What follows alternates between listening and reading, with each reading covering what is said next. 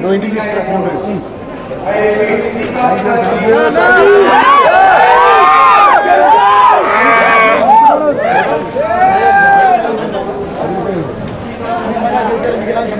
చాలా బాగుందండి.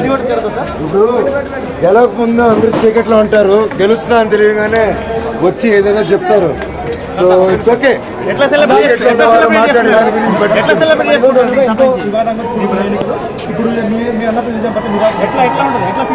Happy feel అవుతామండి. Happy.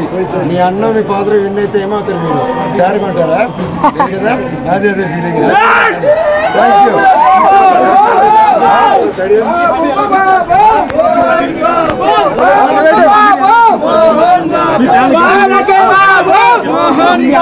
Mohan